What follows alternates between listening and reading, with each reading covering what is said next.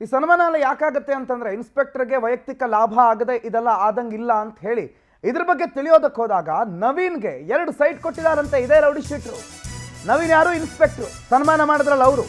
ಆ ಸನ್ಮಾನ ಮಾಡಿದವರಿಗೆ ಸನ್ಮಾನ ಮಾಡಿಸ್ಕೊಂಡವರು 2 ಸೈಟ್ ಕೊಟ್ಟಿದ್ದಾರೆ. ಆ ಜಾಗದಲ್ಲಿ ಒಂದು ಜಾಗ ಮನೆ ನಿರ್ಮಾಣ ಆಗ್ತಿದೆ. ರೌಡಿ ಶೀಟ್ರು ಪ್ರಭಾಕರ್ ರೆಡ್ಡಿ ಜೊತೆಗೆ ಪೊಲೀಸರ ನಂಟು ಏನಿದೆ ಎಷ್ಟಿದೆ ಅನ್ನೋದಕ್ಕೆ ಸಾಕ್ಷಿಯಾಗಿದೆ ಇದು. ರೌಡಿ ಶೀಟರ್ಗೆ ರಾಜಾತಿಥ್ಯವನ್ನು ಕೊಡ್ತಿದ್ದಾರೆ. ಎಲೆಕ್ಟ್ರಾನಿಕ್ ಸಿಟಿ ಪೊಲೀಸರಿಗೆ ಎಲೆಕ್ಟ್ರಾನಿಕ್ ಸಿಟಿಯ ವ್ಯಾಪ್ತಿಯ ರೌಡಿ ಶೀಟ್ರೊಬ್ಬ ಸೈಟ್ ಕೊಟ್ಟು ಅಲ್ಲಿ ಮನೆ ಆಗ್ತದೆ. ಪ್ರಭಾಕರ್ ರೆಡ್ಡಿ ಮಾಲೀಕತ್ವದ ಲೇಔಟ್ನಲ್ಲಿ ನಿವೇಶನ ಸಿಕ್ಕಿದೆ. 2 ಸೈಟ್ ಪಡೆದು ಮನೆ ಕಟ್ಟಿಸೋದಕ್ಕೂ ಕೂಡ ಪ್ಲಾನ್ ಆಗಿದೆ. ಈಗಾಗಲೇ ಇನ್ಸ್ಪೆಕ್ಟರ್ ನವೀನ್ ಸಾಹೇಬ್ರದ್ದು ಮನೆ ರೆಡಿ ಆಗ್ತಿದೆ. ಎಲೆಕ್ಟ್ರಾನಿಕ್ ಸಿಟಿ ಬೆಟ್ಟದಾಸನಪುರ ರಸ್ತೆಯಲ್ಲಿರುವಂಥ ಲೇಔಟ್ನಲ್ಲಿ, ಆ ಲೇಔಟ್ ಯಾರ್ದು ಅಂತಂದರೆ ರೌಡಿ ಶೀಟರ್ದು. ಆ ರೌಡಿ ಶೀಟರ್ ಲೇಔಟ್ನಲ್ಲಿ ಇನ್ಸ್ಪೆಕ್ಟರ್ದ ಮನೆ 2 ಸೈಟು ಇನ್ಸ್ಪೆಕ್ಟರ್ಗೆ ಸಿಕ್ಕಿರೋದು. ಅದಕ್ಕೆ ಇವತ್ತಿಲ್ಲಿ ಸನ್ಮಾನನೂ ಆಗಿರೋದು. ಅದಕ್ಕೆ ಅವರಿಬ್ಬರ ಬಾಂಧವ್ಯ ಚೆನ್ನಾಗಿರೋದು. ರೌಡಿ ಶೀಟ್ರು ಮತ್ತು ಪೊಲೀಸರ ಸಂಬಂಧ ಹೇಗಿದೆ ಅನ್ನೋದು ಸಿನಿಮಾಗಳಲ್ಲಿ ನೋಡಿರ್ತೀವಿ. ಒಬ್ಬರ ಪರ ಇರೋದು ಅಥವಾ ರೌಡಿ ಶೀಟ್ರುಗಳ ಪರ ಕೆಲಸ ಮಾಡುವಂಥವ್ರು ಅವ್ರು ನಿಜ ಜೀವನದಲ್ಲಿ ಇರೋದಕ್ಕೆ ಸಾಧ್ಯ ಇಲ್ಲ ಅಂತ ನಾವು ಅಂದ್ಕೊಂಡಿರ್ತೀವಿ. ಕೆಲವು ದಕ್ಷ ಪೊಲೀಸ್ ಅಧಿಕಾರಿಗಳನ್ನು ನೋಡಿದಾಗ ಎಂತೆಂಥ ಅವಕಾಶಗಳಿತ್ತು ಕೆಲವು ಪೊಲೀಸ್ ಅಧಿಕಾರಿಗಳಿಗೆ ಇತ್ತೀಚಿನ ದಿನಗಳಲ್ಲಿ. ಎಂತೆಂಥ ಪ್ರಕರಣಗಳಿಗೆ ಎಷ್ಟೆಷ್ಟೋ ತಗೊಂಡು ಏನೇನೋ ಮಾಡುವಂಥ ಅವಕಾಶಗಳಿತ್ತು. ಆದರೆ ಅವರು ತಮ್ಮ ಕರ್ತವ್ಯ ಪ್ರಜ್ಞೆಯಿಂದ ಆ ಪ್ರಕರಣಕ್ಕೆ ನ್ಯಾಯ ಸಿಗಬೇಕು ಅಂತ ಕೆಲಸ ಮಾಡಿದ್ರು. ಆದರೆ ಇಂಥವರಿದ್ದರೆ, ನಮ್ಮ ನವೀನ್ ಸಾಹೇಬ್ರ ಥರದ ಇನ್ಸ್ಪೆಕ್ಟರ್ ಇದ್ದರೆ ಯಾವ ಬಡವನಿಗೂ ನ್ಯಾಯ ಸಿಗಲ್ಲ, ಯಾವ ರೌಡಿನೂ ಒಳಗೆ ಹೋಗಲ್ಲ. ರೌಡಿಗಳು ಮಾಡೋದು ರಾಜಾರೋಷವಾಗಿ ನಡೀತಾನೆ ಇರುತ್ತೆ. ಇವ್ರುಗಳಿಗೆ ಪಾಲ್ ಬರೋದು ಬರ್ತಾನೆ ಇರುತ್ತೆ. ಆಗ ಸನ್ಮಾನಗಳು ಆಗುತ್ತೆ, ಲೇಔಟು ಸಿಗುತ್ತೆ, ಮನೇನೂ ಬರುತ್ತೆ. ಇನ್ನು ಶ್ರೀಶೈಲ ಅನ್ನೋರಿದಾರಲ್ಲ ಕಾನ್ಸ್ಟೇಬಲ್, ಈ ಪ್ರಕರಣದಲ್ಲಿ ಇನ್ಸ್ಪೆಕ್ಟರ್ ಜೊತೆಗಿರುವಂಥವ್ರು 15 ವರ್ಷಗಳಿಂದ ಒಂದೇ ಡಿವಿಷನಲ್ಲಿ ಕೆಲಸ ಮಾಡ್ತಿದ್ದಾರೆ. 5 ವರ್ಷಗಳಿಂದ ಎಲೆಕ್ಟ್ರಾನಿಕ್ ಸಿಟಿಯ ಠಾಣೆಯಲ್ಲೇ ಅವರಿದ್ದಾರೆ. ಸಿಬ್ಬಂದಿಗೆ ಕಿರುಕುಳ ಕೊಡೋದ್ರಲ್ಲಿ ಇವನೇ ಬಾಸು. ಶ್ರೀಶೈಲ ಅಂತಂದರೆ ಸಿಬ್ಬಂದಿಗಳು ಗಡಗಡ ಅಂತ ಹೇಳಬೇಕು. ಅಷ್ಟು ಗನಂದಾರಿ ಕೆಲಸಗಳನ್ನು ಮಾಡಿದ್ದಾನೆ. ಅದರಲ್ಲಿ ಇದು ಒಂದು. ಕೇಸ್ ಮಾಡದೆ ಹಣ ವಸೂಲಿ ಮಾಡೋದ್ರಲ್ಲೂ ಕೂಡ ಈ ಶ್ರೀಶೈಲ ಎತ್ತಿದ ಕೈ.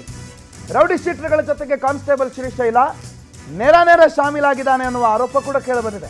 ಇದೇ ಶ್ರೀಶೈಲ ಈ ಸನ್ಮಾನ ಮಾಡಿರೋ ಪ್ರಕರಣದಲ್ಲೂ ಕೂಡ ಸಿಬ್ಬಂದಿ ಕೊಟ್ಟಿರೋ ದೂರಿನಲ್ಲಿ ಆತನ ಹೆಸರು ಉಲ್ಲೇಖ ಇದೆ. ಇವನು ಯಾರಪ್ಪ ಶ್ರೀಶೈಲ ಅಂತ ನೋಡಿದ್ರೆ 15 ವರ್ಷ ಆಯ್ತು ಇದೇ ಡಿವಿಷನ್ನು, 5 ವರ್ಷ ಆಯ್ತು ಇದೇ ಪೊಲೀಸ್ ಸ್ಟೇಷನ್ನು. ಟ್ರಾನ್ಸ್ಫರ್ ಯಾಕಾಗುತ್ತೆ ಅಂತಂದರೆ ಒಂದೇ ಸ್ಟೇಷನಲ್ಲಿ ಒಬ್ಬ ಅಧಿಕಾರಿ ನಿಟ್ಟರೆ ಆತ ಅದನ್ನು ದುರುಪಯೋಗ ಮಾಡ್ಕೋತಾನೆ. ಅಲ್ಲಿನ ಜನರು ಗುರ್ತ ಮಾಡಿಕೊಂಡು ಹೆದರಿಕೆ ಬೆದರಿಕೆ ಇಟ್ಟು ಈ ರೀತಿಯ ಭ್ರಷ್ಟಾಚಾರದಲ್ಲಿ ತೊಡಗುತ್ತಾನೆ ಅಂಥೇಳಿ ಈ ಶ್ರೀಶೈಲ ಕಳೆದ 5 ವರ್ಷಗಳಿಂದ ಒಂದೇ ಸ್ಟೇಷನಲ್ಲಿ ಹೆಂಗಿದ್ದಾನೆ ಮತ್ತು ಈ ಶ್ರೀಶೈಲ ಯಾವ್ಯಾವ ರೌಡಿಗಳ ಜೊತೆಗೆ ಹೇಗೆ ಶಾಮೀಲಾಗಿದ್ದಾನೆ ಅನ್ನೋದಿದೆ. ಗನಂಧಾರಿ ಕೆಲಸ ಏನು ಅಂತಂದರೆ ನೀವೇನಾದರೂ ತಗಲಾಕೊಂಡ್ರೆ ದುಡ್ಡು ಕೊಟ್ಟರೆ ಮುಗೀತು, ಮತ್ತು ನಿಮ್ಮ ಕೇಸು ಇಲ್ಲ ಅಥವಾ ನಿಮಗೇನು ತೊಂದರೆನೂ ಆಗಲ್ಲ, ಸ್ಟೇಷನ್ಗೆ ಹೋಗೋದು ಇಲ್ಲ. ದುಡ್ಡಿದೆಯಾ?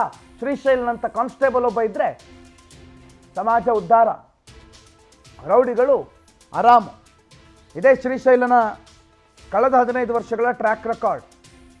ಈತ ಮಾಡಿರೋ ಗನಂದಾರಿ ಕೆಲಸ ಅಂತಂದರೆ ಒಂದೇ ಸ್ಟೇಷನಲ್ಲಿ 5 ವರ್ಷದಿಂದ ಇರೋದು, ಎಲ್ಲ ಕೇಸ್ಗಳನ್ನು ದುಡ್ಡಿನಿಂದಲೇ ಡೀಲ್ ಮಾಡೋದು. ಕೊಲೆ ಬೇಕಾದರೆ ಮಾಡಿ ಬನ್ನಿ, ಶ್ರೀಶೈಲಂಗೆ 10,000 ಕೊಟ್ಟರೆ ನೀವು ಕೊಲೆನೇ ಮಾಡಿಲ್ಲ, ಅಲ್ಲಿ ಸಾವೇ ಆಗಿಲ್ಲ ಅಂತ ಮಾಡಬಲ್ಲಂತಹ ಕಾನ್ಸ್ಟೇಬಲ್ ಈತ. ಸಿಬ್ಬಂದಿಗೆ ಏನೇನು ಕಿರುಕುಳ ಕೊಡ್ತಾರೆ ಅನ್ನೋದನ್ನು ಸಿಬ್ಬಂದಿಯೇ ಉಲ್ಲೇಖ ಮಾಡಿದ್ದಾರೆ.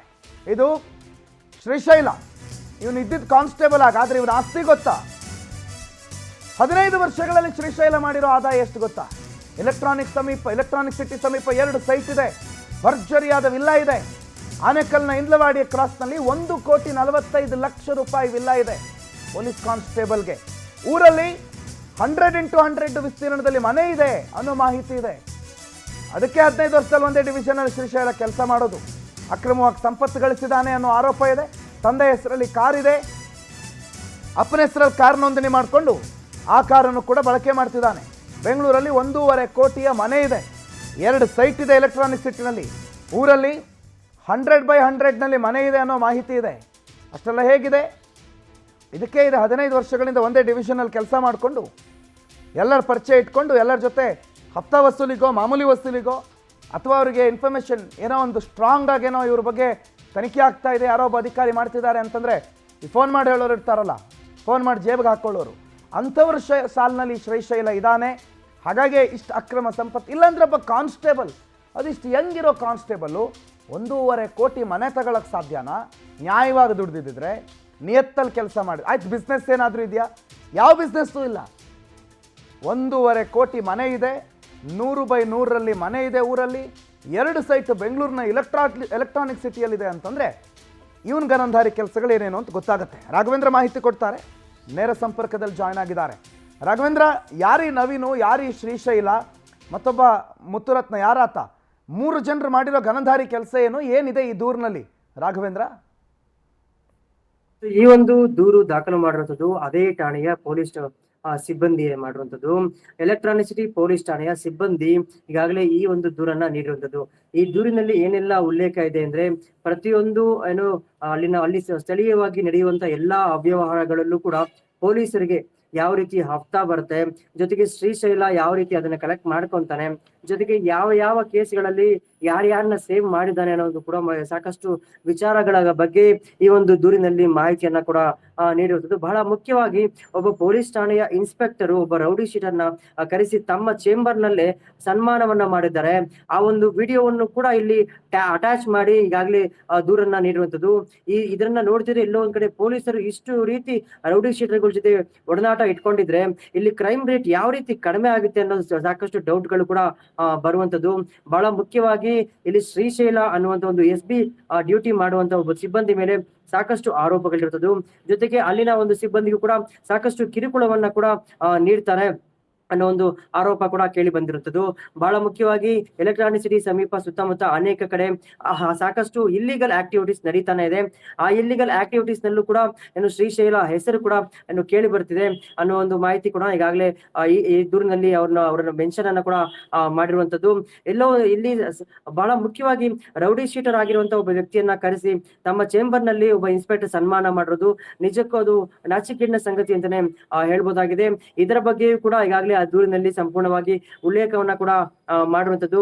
ಅಲ್ಲದೆ ಒಬ್ಬ ಅಸಿಸ್ಟೆಂಟ್ ನ ರೀತಿಯಲ್ಲಿ ಅವರು ಮಾಡಿರುವಂತ ಒಂದು ಸನ್ಮಾನ ಮಾಡುವಂತ ಶಾಲು ಆಗಿರ್ಬೋದು, ಆ ಫ್ರೂಟ್ಸ್ ಅನ್ನ ಆಗಿರ್ಬೋದು ತೆಗೆದುಕೊಂಡು ಹೋಗಿ ಅವರ ಕಾರಿನಲ್ಲಿ ಒಬ್ಬ ಪೊಲೀಸ್ ಸಿಬ್ಬಂದಿ ಇಟ್ಟು ಬರ್ತಾನೆ ಅಂದ್ರೆ ನಿಜಕ್ಕೂ ಅವ್ರನ್ನು ಅಂತ ಒಂದು ಪೊಲೀಸರು ಇದ್ರೂ ಕೂಡ ಏನಕ್ಕೆ ಅವರು ಪ್ರಯೋಜನಕ್ಕೆ ಬಾರದ ಒಂದು ರೀತಿ ಪೊಲೀಸ್ ಅಂತಾನೆ ಹೇಳ್ಬೋದು. ಯಾಕಂದ್ರೆ ಅಂತಹ ಒಂದು ಕೆಲಸವನ್ನ ಯಾರು ಮಾಡ್ತಾರೆ?